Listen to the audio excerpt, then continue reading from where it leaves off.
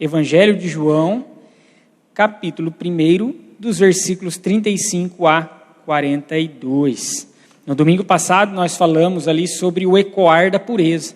Quem esteve aqui se lembra, quem não se lembra, entra lá no nosso canal, o sermão está lá. Aliás, quem quiser acompanhar essa série desde o começo, todos os sermões estão lá no nosso canal, Igreja Presbiteriana de Araras, tá bom, meus irmãos? Importante que você tenha essa continuidade aí, porque muitas ideias são retomadas durante um sermão e outro. No domingo passado nós falamos sobre o ecoar da pureza. João Batista, o evangelista João, mostrando o testemunho de João Batista, onde ele percebe o Cordeiro, Jesus vindo em direção a ele, no ato do batismo, e ele diz: eis o Cordeiro de Deus que tira o pecado do mundo. João mostra com essa declaração que há, sim, um mundo manchado, marcado pelo pecado, pelas impurezas do pecado, mas que tem a solução disso tudo.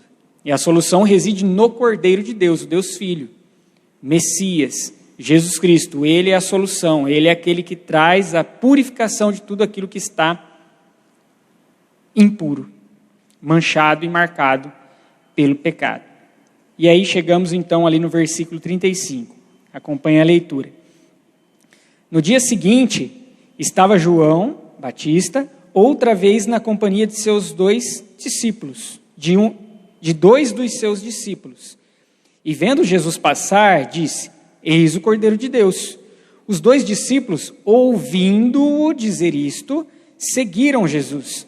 E Jesus, voltando-se e vendo que o seguiam, disse-lhes: que buscais? Disseram-lhe: Rabi, que quer dizer mestre, onde assistes? Respondeu-lhes: vinde e vede. Foram, pois, e viram onde Jesus estava morando, e ficaram com ele aquele dia, sendo mais ou menos a hora 10ª. Era André, o irmão de Simão Pedro, um dos dois que tinham ouvido o testemunho de João e seguido Jesus. Ele achou primeiro o seu próprio irmão, Simão, a quem disse: achamos o Messias, que quer dizer Cristo, e o levou a Jesus. Olhando Jesus para ele, disse: tu és Simão, filho de João, tu serás chamado Cefas, que quer dizer Pedro. Vamos orar mais uma vez, meus queridos irmãos e irmãs. Espírito Santo do Senhor, pedimos nesta hora, clamamos a Ti que a Tua luz esclarecedora seja derramada sobre nós, para que possamos compreender as verdades espirituais e práticas para as nossas vidas, neste texto que será refletido, trabalhado, Deus. Que nós possamos viver, que nós possamos Te ouvir, que nós possamos Te escutar, que nós possamos refletir e que nós possamos responder a todos os desafios que nos forem propostos esta noite. Para a honra e glória do Teu nome é que nós oramos. Amém. Meus amados, ouvir e escutar parecem ser a mesma coisa, mas na verdade não são. Quando a gente fala de ouvir, o ouvir, ele representa um processo no qual nós recebemos um som e nós podemos identificar que, de fato, isso chega até nós. Nós conseguimos identificar esse som. Talvez e aí mostrando que nós não temos nenhum tipo de dificuldade, não somos surdos. O som chega e a gente consegue perceber que o som está chegando. O ouvir é esse processo mecânico, biológico aí. Escutar já é um processo no qual, ao ouvir, se põe a refletir, se coloca num estado de atenção, de prestar atenção, de estar imerso naquilo que está sendo relatado, e a partir dessa reflexão, então, se dá uma resposta, concordante ou não concordante, positiva ou negativa. O fato é que há essa proposta de reflexão. Essa é a diferença básica ali de ouvir e escutar. Quantas vezes eu ia para algum lugar que minha mãe não queria, ou estava pronto para fazer alguma coisa que ela não queria, e ela falava, e eu fazia aquilo lá. E eu ia para o lugar que ela não queria. Aí ela falava para mim, mas você não me escuta, né, Paulinho? A gente fala, mas entra aqui e sai por aqui. Eu ouvia ela. Eu não a escutava, mas eu ouvia. Sons chegavam aos meus ouvidos. Mas, na verdade, eu já estava decidido daquilo que eu ia fazer. Então, nada resolvia. Ela falar, porque eu já estava cauterizado ali na minha ideia e eu não estava disposto a mudar o meu planejamento. Então, eu ouvia ela, mas de maneira nenhuma, muitas vezes eu a escutava, eu não a escutava, apenas a ouvia. Quem de nós nunca ouviu isso? Das nossas mamães, dos nossos papais, ou de alguma pessoa. Você não me ouve, a gente fala da esposa, né? A gente fala, não ouve, não escuta. Não é? Quem nunca teve de lidar com essa situação? E, muitas vezes, a gente quebra a cara, porque a gente não ouve a mãe, né? E não ouvir mãe, gente, é certo. Está saindo, o sol está de 40 graus. Se a mãe falar, coloca a blusa, coloca. Porque vai fazer frio, vai chover. Ouve a mãezinha. Muitas vezes nós quebramos a cara porque nós não damos ouvidos às pessoas que nos amam, às pessoas que querem o nosso bem, às pessoas que estão ao nosso lado. E quem ama aponta o caminho. Quem quer o bem da outra pessoa aponta para aquilo que é bom, aponta para aquilo que é o bem. É isso que João Batista está fazendo aqui com seus 2 discípulos, com 2 dos seus discípulos. Ele está apontando o caminho, ele está mostrando uma direção para aqueles pelos quais ele nutria amor. Ele tinha um sentimento, ele tinha carinho, ele queria o bem. Esse é o terceiro testemunho de João, na sequência que nós temos aqui. E testemunho esse que começa ali na reafirmação, diante dos religiosos. Lembram-se? Os religiosos chegam para interrogar João Batista. Quem és tu? É o Cristo? Não. É Elias? Não. É o profeta? Não sou a esperança que vocês estão esperando. Eu não sou a expectativa de vocês. Eu não sou o Cristo. Eu sou a voz que clama no deserto. Eu sou aquele que não é digno de desatar as correias das sandálias daquele que de fato é a esperança que vocês estão aguardando.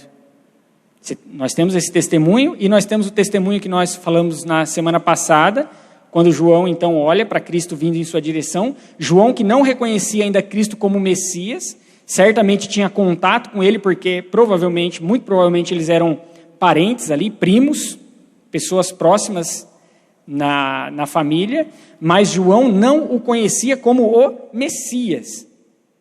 Então foi no momento em que o Espírito Santo em forma corpórea desce no batismo sobre Cristo Jesus, que João se atenta, porque aquele que havia enviado João, Deus, disse que aquele sobre quem pousar e permanecer o Espírito do Senhor, esse é aquele que salvará o seu povo dos seus pecados. Então, no ato do batismo, quando João Batista vê o Espírito Santo repousando, e não apenas repousando, mas permanecendo sobre Jesus Cristo, aí ele conhece que aquele que talvez ele teve contato durante tantos e tantos anos, era a esperança de Israel, o Messias.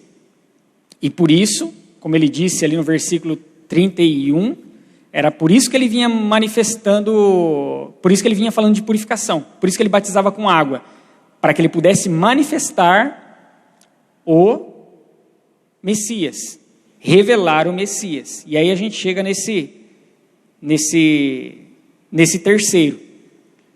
terceiro testemunho, que tem algumas diferenças. No segundo testemunho, ele fala: eis o Cordeiro de Deus que tira o pecado do mundo, mostrando a mancha que toma conta da criação após o pecado, mas apontando para aquele que purificaria. Aqui ele diz apenas: eis o Cordeiro de Deus. E a outra diferença é que agora ele está particularmente com 2 dos seus discípulos. E aí ele aponta para Cristo Jesus quando o vê passar. E como ele havia dito lá no versículo 31, pouco antes desse texto que nós lemos, o objetivo dele era manifestar o Messias. Manifestar, sinônimo de revelar, de iluminar o caminho, de desnudar aquilo que estava obscuro, trazer à luz. João Batista estava realizando tudo o que ele estava realizando com o objetivo a fim de manifestar o Messias a Israel. E é isso que ele faz agora a esses 2 discípulos. Ele mostra a maravilhosa revelação de Deus. João é aquele que mostra a maravilhosa revelação de Deus. E mostra que essa maravilhosa revelação de Deus, ela é manifestada primeiramente pelo ouvir. Manifestada pelo ouvir. Ele está reforçando, João Batista está reforçando o testemunho dele anterior. Eis o Cordeiro de Deus. Ele que falara da manifestação de Deus.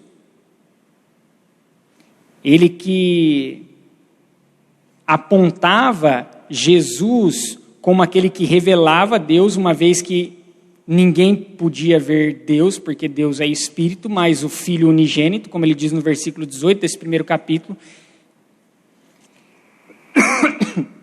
é aquele que revela Deus. Esse é o grande foco de João, principalmente João, o evangelista, nesse primeiro capítulo. Mostrar que o Messias é aquele que revela Deus. É a manifestação de Deus. E essa manifestação que estava entre eles, mas muitos deles não reconhecia, como diz o versículo 26. Está no meio de vós aqueles quem vocês não conhecem. João está falando da pureza que se encontra apenas em Cristo Jesus. E aí, quando ele está diante dos seus 2 discípulos, então, num ato de cuidado, de amor e de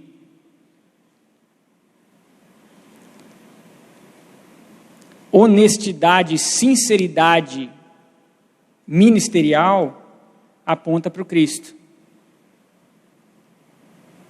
Mostrando, reafirmando que ele não era o Messias, portanto, aqueles que o seguiam, aqueles que eram seus discípulos, ele, na verdade, os está fazendo para seguirem o verdadeiro alvo. A verdadeira pessoa que deve ser seguida. Eis o Cordeiro de Deus. E aí no versículo 37 diz assim, ouvindo-o dizer isto, os 2 discípulos seguiram a Jesus. E esse verbo, ouvindo-o, é o verbo que tem a conotação e o sentido de aquele ouvir prestando atenção. Aquele ouvir atento. Aquele ouvir de escutar. Não apenas o ouvir do som chegar e de nós identificarmos o som, mas ele não nos dizer nada. Não remeter a nada. É um ouvir de prestar atenção. Então eles ouvem. E ouvindo-o, seguem a Jesus. Eles não apenas percebem aquele som saindo da boca, mas eles respondem. Esse é o primeiro passo para o esclarecimento. Ouvir. Esse é o primeiro estágio para que sejamos retirados das trevas. Esse é o primeiro passo para que os tampões dos nossos corações e das nossas mentes possam ser retirados e Cristo possa ser percebido.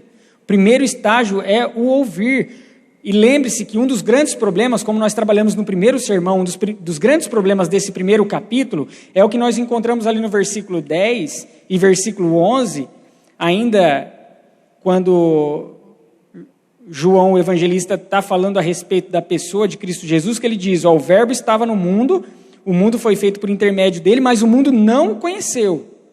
Veio para o que era seu e os seus não o receberam.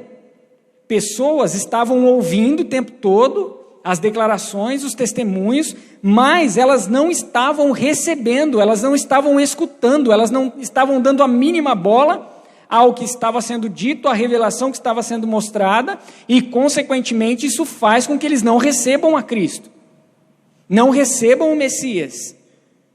Eles não escutam porque eles estão com as suas mentes e corações já cauterizados. cicatrizados e nada vai adentrar ali, eles não querem escutar, e por isso que eles não recebem a Jesus. Só que aqui há um contraste, então, nesses dois discípulos de João Batista. Um contraste daqueles que não receberam e aqueles que agora começam a receber, começam a ouvir, começam não apenas a ouvir, mas começam a responder positivamente a isso que eles ouvem.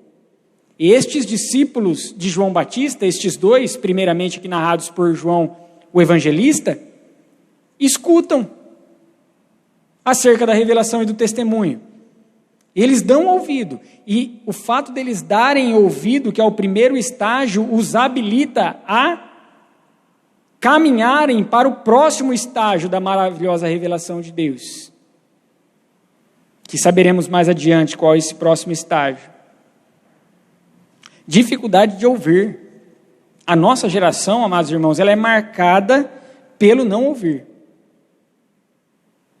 Não apenas essa geração, mas a minha geração, né? Eu contei aqui algumas rebeldias minhas para com a minha mãe, de não ouvi-la. E nós não ouvimos porque nós temos as nossas opiniões já pré-estabelecidas, formadas. Nós achamos que isso não muda de jeito nenhum, de que nós estamos completamente certos, de que nós somos os exatos em todas as coisas. E por isso a gente não dá ouvidos a nada, porque a gente tem tudo pré-estabelecido, e na verdade a pessoa que tem que me ouvir e eu não preciso ouvir ninguém. A pessoa que tem que me escutar. Nós temos as nossas opiniões formadas, e não tem nada de errado com ter as opiniões formadas. O problema existe quando nós não fazemos o mínimo esforço para ouvir e nós só nos dispomos a falar. Falar, falar, falar. E também não tem problema com o falar, existe o lugar de fala, todos têm lugar de fala. O problema é que muitos falam sem querer ouvir nada, não estão com os ouvidos abertos, mas apenas a boca e a língua que não param de trabalhar um momento, um instante. Estão com mentes e corações cauterizados e não se propõem a assimilar, não conseguem assimilar aquilo que chega aos ouvidos. Não, nós não temos paciência de ouvir um discurso até o final. Quantas pessoas não dormem ouvindo o pastor falando 40 minutos? Se desligam, vão para alguma outra esfera, vão para um universo paralelo, qualquer que seja, porque a nossa geração não ouve. A gente vem do seminário,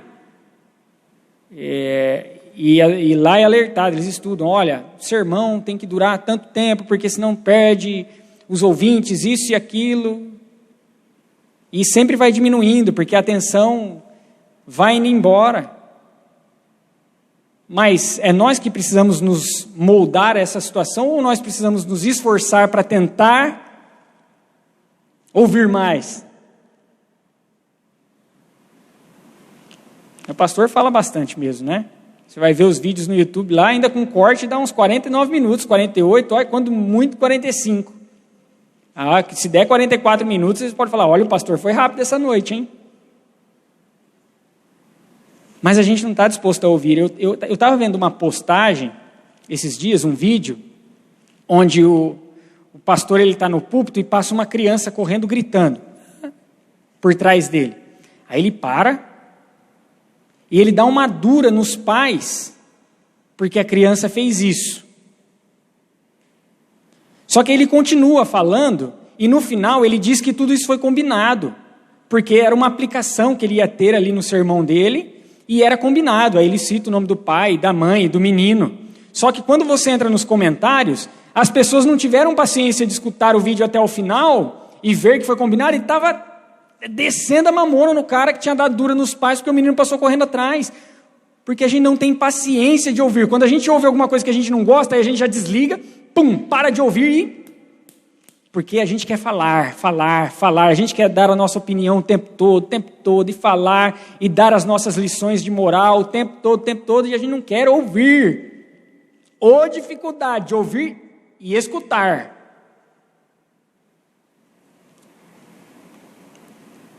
Isso acontece porque nós estamos muito mais prontos e dispostos a falar do que ouvir. E como já dizia um antigo provérbio, o falar é prata, mas o ouvir é ouro. Ouvir no sentido de escutar, ele é o primeiro passo para o esclarecimento, para nos desnudar de toda a escuridão, uma vez que nós nos encontramos em trevas, como João deixa claro no testemunho anterior, João Batista, no testemunho anterior dele, dizendo que o Cordeiro de Deus estava aqui para tirar o pecado do mundo, ou seja, o mundo está marcado, manchado por pecado, por trevas, por escuridão. Uma vez que nós estamos imersos nessa realidade, o ouvir é o primeiro estágio para que nos seja acendida uma pequena luz, para nos tirar dessas trevas. Quem deixa de ouvir, perde o direito de ser ouvido. E Paulo diz aos Romanos, capítulo 10, versículo 17, que a fé vem pelo ouvir a palavra de Deus. É pelo ouvir que a maravilhosa revelação de Deus atinge o meu e o seu coração. E se nós estivermos dispostos a escutar, seremos levados então ao próximo estágio. Como aqueles discípulos, a maravilhosa revelação de Deus, no segundo momento, se manifesta pelo ver e experienciar.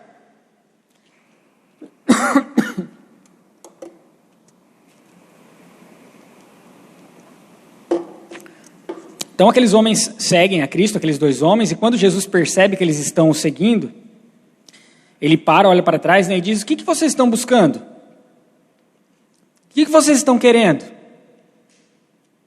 Qual é a expectativa de vocês a respeito da minha pessoa? Jesus quer saber o que eles estão querendo com ele. O que vocês estão buscando? E aí eles respondem, né, mestre. E aí João explica, porque provavelmente o evangelista João está escrevendo a cristãos de maioria gentílica, então algumas expressões ele precisa explicar. Então rabi, que é uma expressão judaica, que significa mestre. Então você pode ver que ele coloca entre parênteses ali e explica a expressão, né, mestre, que significa, rabi, que significa, ou que quer dizer mestre. Eles respondem para Cristo após essa pergunta: onde assistes? Ou seja, onde o Senhor está morando? Onde o Senhor está habitando? Aonde o Senhor está permanecendo? Essa é a pergunta deles, e num primeiro momento ela parece ser invasiva, né? Onde o Senhor está ficando? Onde o Senhor está morando? Mas na verdade ela revela um grande desejo no coração daqueles homens de estarem com Jesus, de se relacionarem com Cristo, de ir aonde Ele estava ficando. Eles querem se relacionar com aquele a respeito de quem eles ouviram. Eles escutaram, eles ouviram, escutaram, refletiram e foram buscar, ver e experienciar por eles mesmos a respeito daqueles a quem ouviram. Eles querem refletir acerca de tudo isso. E quando então eles perguntam: onde assistes? Jesus responde, devolve a resposta: vinde e vede, venham e vejam. É um convite gracioso do Senhor Jesus àqueles homens. Gracioso. Venham ficar comigo. Venham, vamos conversar. Vamos ter um tempo de intimidade. Vamos ter um tempo de solitude. E aí o texto diz que eles ficaram aquele dia todo,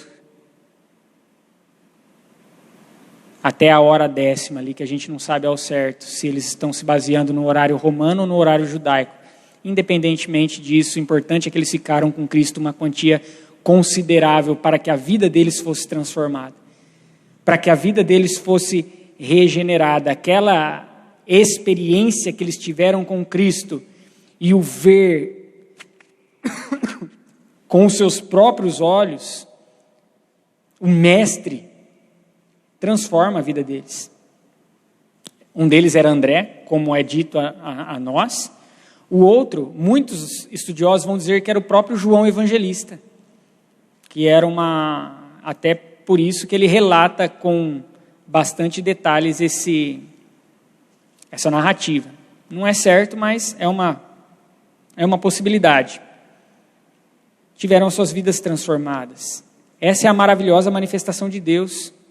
E olha só, Deus, que é aquele que faz morada entre nós, como João Evangelista diz no primeiro capítulo, versículo 14, o Verbo se fez carne e habitou entre nós. É este Deus que faz morada entre nós, convidando não apenas aqueles dois, mas convidando a cada um de nós para que possamos fazer morada com Ele, habitarmos com Ele, permanecermos com Ele e, por fim, aquele que fez morada entre nós, que nos chama para fazer morada com Ele, é aquele que fará de nós uma morada pelo seu Espírito. Que tríade maravilhosa, não é? O Deus que habita, nos chama a habitar com, para que depois Ele habite em cada um de nós, pelo seu Espírito. Aquele que faz parte da igreja do Senhor tem a sua vida tomada pelo Espírito. Esse é o segundo estágio da grande e máxima revelação de Deus. Se o primeiro estágio é o ouvir, e a partir desse ouvir, escutar, o segundo estágio é o relacionamento. É o ver, é o ter o anseio, a curiosidade que seja num primeiro momento, o desejo de relacionar-se com aquele a respeito de quem ouvimos falar, de quem estamos ouvindo. Por algum meio nós ouvimos, de alguma forma nós ouvimos, e agora então vem o desejo de experienciar e ver por nós mesmos. Antes ouvimos de outras pessoas, por meio da boca de outras pessoas. E depois partimos para o segundo estágio, que é experienciar e ver por nós mesmos. É o desejo de intimidade com o Filho de Deus, com o Deus Filho. E assim não apenas conhecermos a sua vontade, mas sermos capacitados à realização da sua vontade. É não viver fundamentado na fé de outras pessoas. Muitas vezes a gente vive fundamentado na fé da outra pessoa, a gente não tem convicção ainda. A gente só se fundamenta no que o outro fala, no que a outra pessoa está expondo, da certeza dela, mas a gente não busca por nós mesmos ver com os nossos próprios olhos e experienciar com a nossa própria vida. Até quando ficaremos assim? Ficar ouvindo a respeito de Cristo pela boca dos outros e deixarmos de buscar um relacionamento intenso com Ele. De buscarmos vê-lo com os nossos próprios olhos, e vê-lo não literalmente, mas vê-lo no sentido de uma busca incessante da sua presença, de estar junto dele. Uma busca intensa. E ela se dá por meio das disciplinas espirituais que nós temos diversas: contemplação, oração, leitura, meditação, louvores, jejum. Para que então nós possamos, cheios do Espírito, nos abrirmos a ser morada de Deus. E a partir disso Ele nos dá a graça de sermos seguidores dEle. E a capacidade de seguirmos os seus passos. E aqui a gente não tira a importância de ouvir a fé de outras pessoas.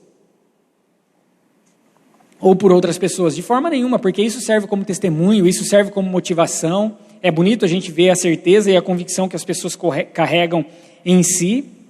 Isso fortalece e motiva, só que é preciso sair desse estágio. É preciso sair do estágio do ouvir.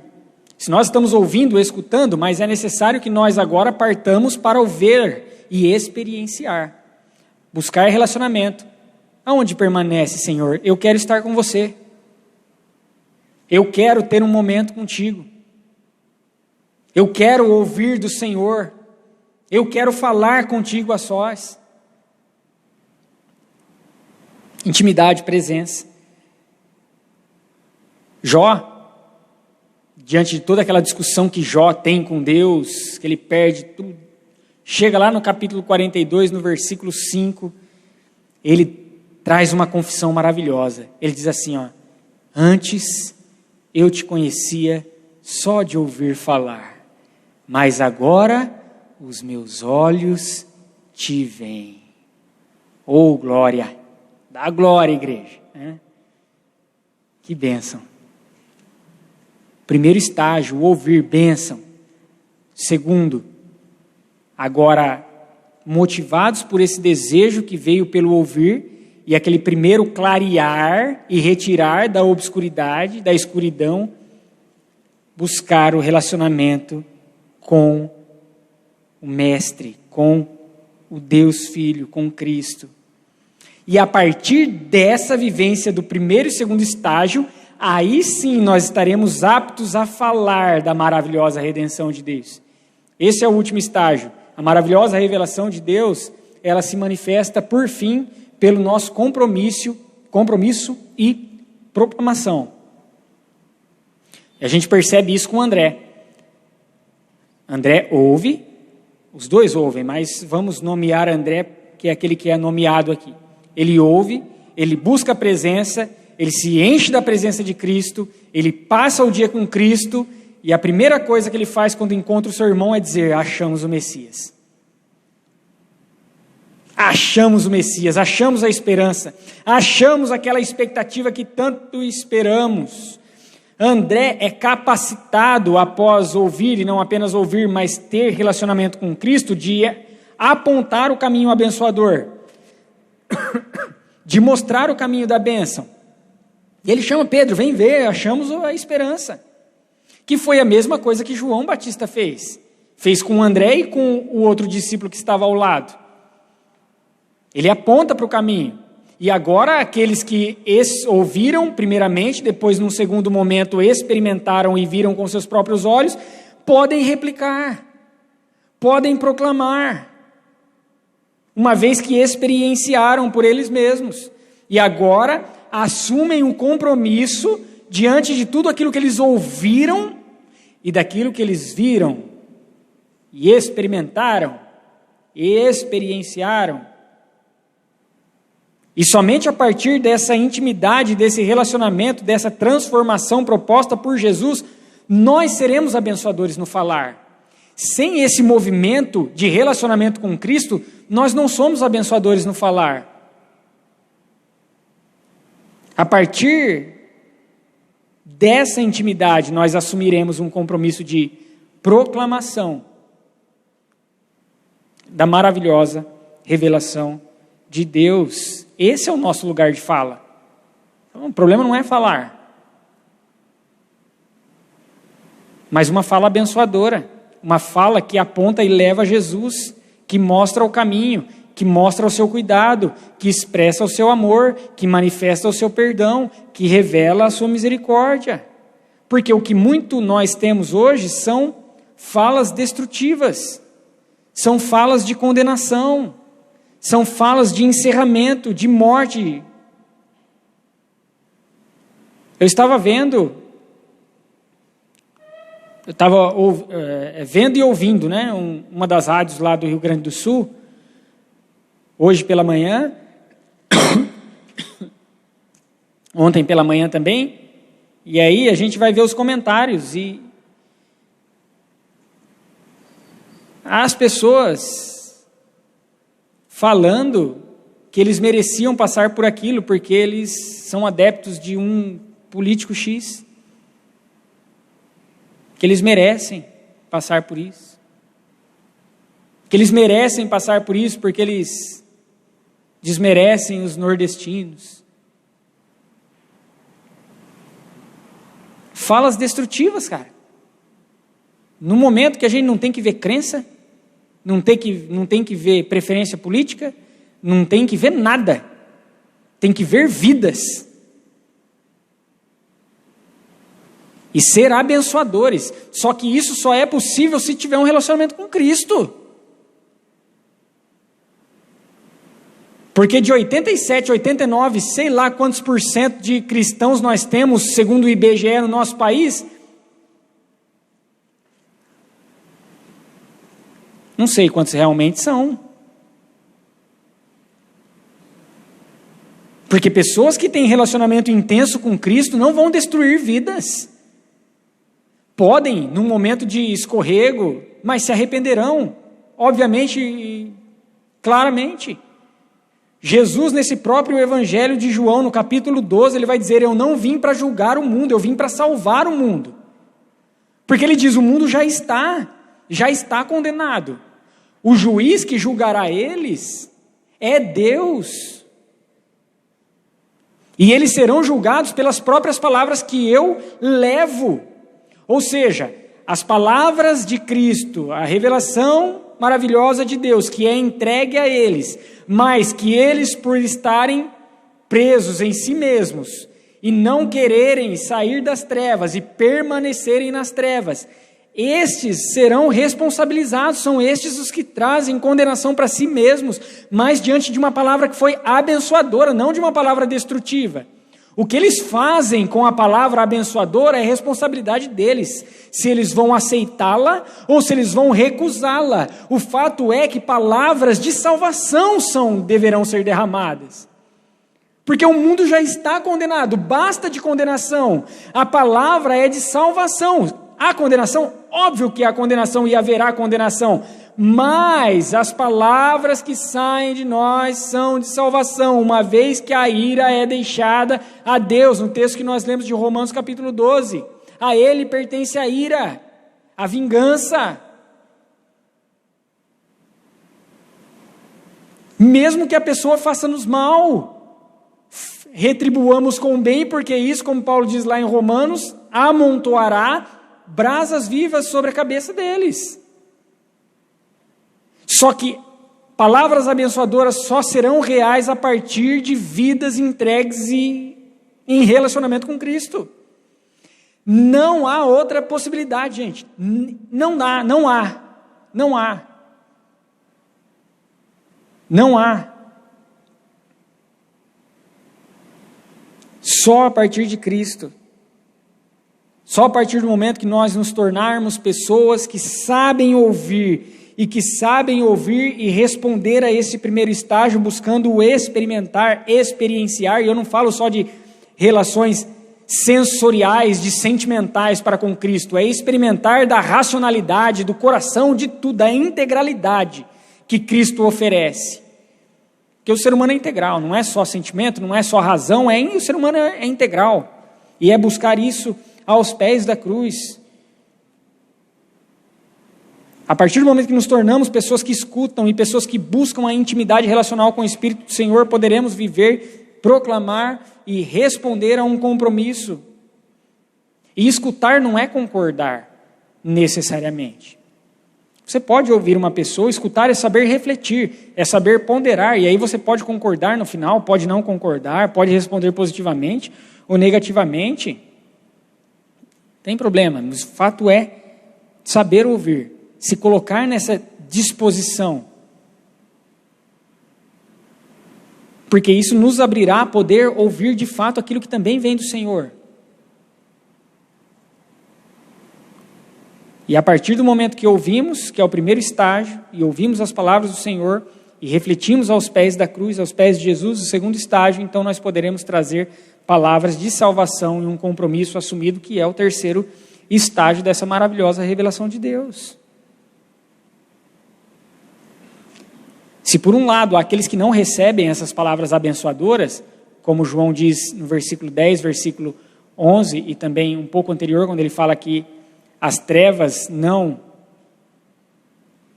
receberam a luz, há aqueles que recebem, há aqueles que ouvirão, há aqueles que se colocarão à disposição. E estes, conforme João diz na sequência, versículos 12 e 13 do primeiro capítulo, estes receberão graciosamente o direito de serem chamados filhos de Deus.